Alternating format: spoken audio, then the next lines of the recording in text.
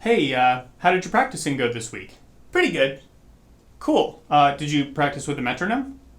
Uh,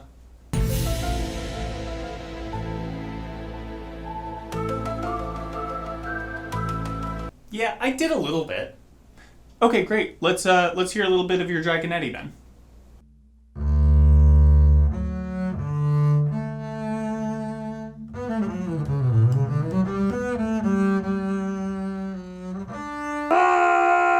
Sometimes, especially at first, it can be kind of difficult to convince younger students the importance of practicing with a metronome.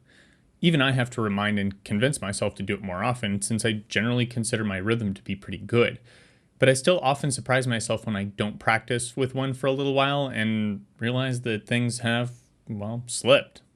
But practicing with a metronome doesn't always have to be the same every time. There's always plenty of ways to switch things up, not only to train different aspects of rhythm, but also keep things interesting and simultaneously work on other aspects of playing beyond exclusively rhythm.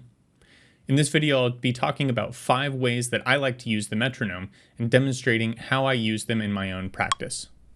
Let's get into it.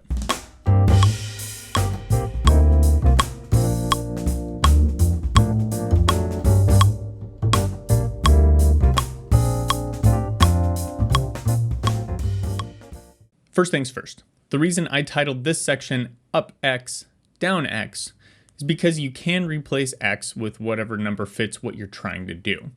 For example, if I'm working on training something relatively new, I'll typically start the metronome at half of my target tempo, then do up 3 clicks, down 2 clicks. Alternatively, if it's something I've worked on previously and I just want to touch some things up, I might do something more like up 10 clicks, down 5 clicks.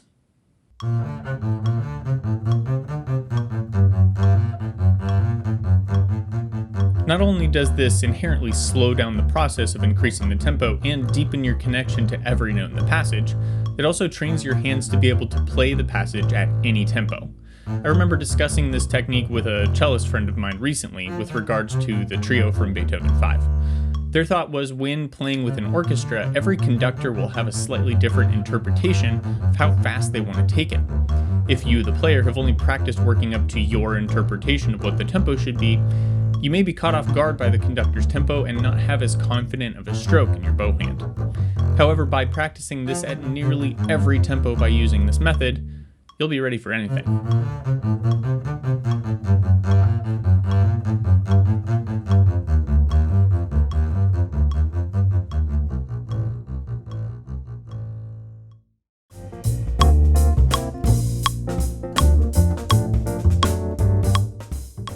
This is one I like to use particularly on something that is already well learned, but maybe just needs some maintenance. The idea here is to start only about 10 to 20 clicks below your target tempo.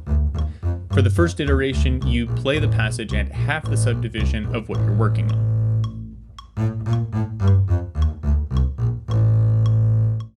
Next, play it again at the same metronome marking, but this time increase the subdivision to triplets.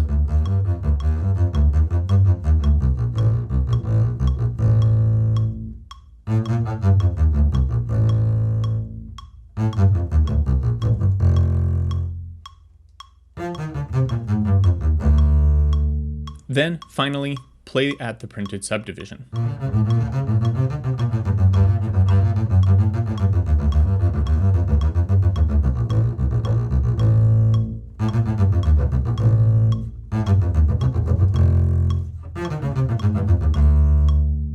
Once I've done that, I'll bump the metronome up 5 clicks and repeat the process again.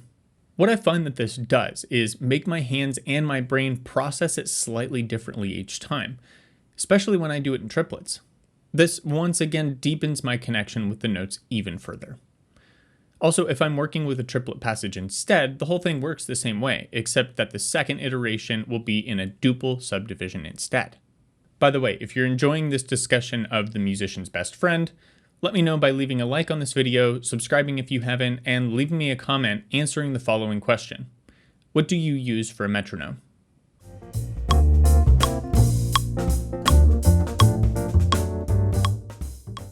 Now, this is one that I've talked about in a previous video that was more centered around jazz playing, but it works equally well in just about any context. The idea here is that once the passage is learned well, and you're playing it at your target tempo, you can use this technique to both secure your internal rhythm further, but also help to create longer lines and phrase structures. Oftentimes, if there's a click happening every single quarter note, we'll inevitably feel compelled to play a little bit heavier, since we're essentially feeling every single quarter note. For example, let's say that your target tempo is 120. Play the passage first with the metronome at 120.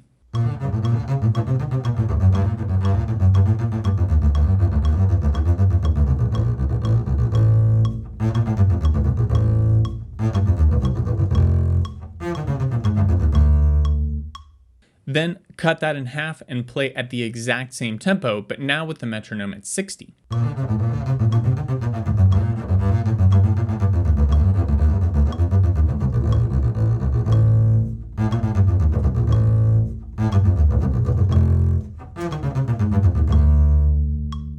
In this case, instead of hearing 2 clicks per bar, we only have 1 click per bar. Once that feels steady, cut that in half again to 30 if your metronome will let you. Now it's only 1 click every 2 bars.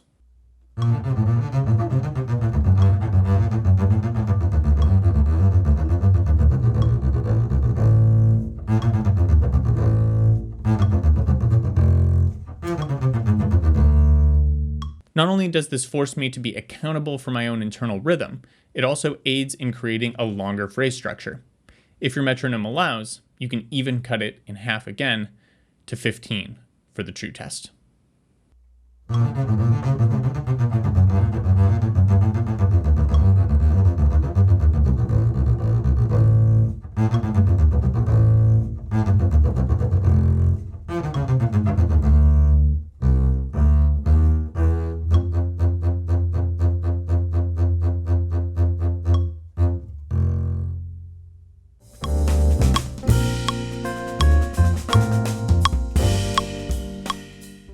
This is one I admittedly don't use particularly often, but it can be a lot of fun just as a way to mix things up a bit. The idea here is pretty straightforward. Just place the metronome click on any beat other than the downbeat. This could be beat 2, beat 4, and of 2, whatever. I feel like this is just another means to the same end of deepening connection with the passage, but I do think it's kind of fun.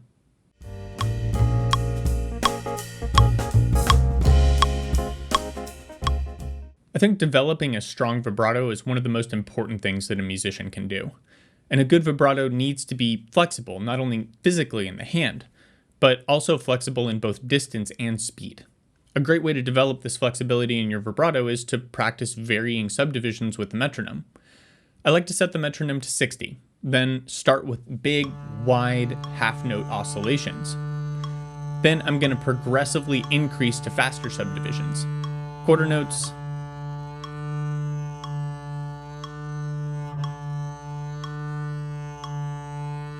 quarter note triplets,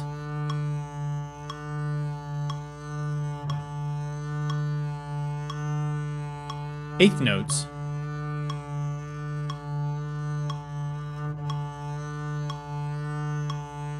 eighth note triplets,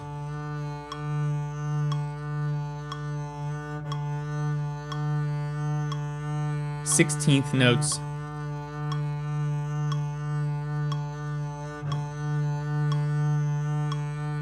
sextuplets,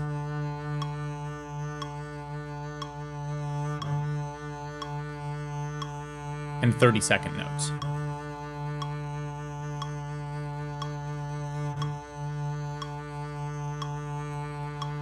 Do this on every finger in a variety of registers, on major and minor scales, on chromatic scales, really whatever.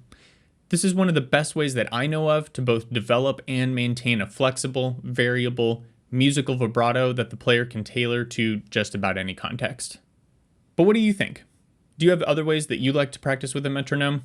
Let me know down in the comments. If you have made it to the end of this video, thank you very much for watching.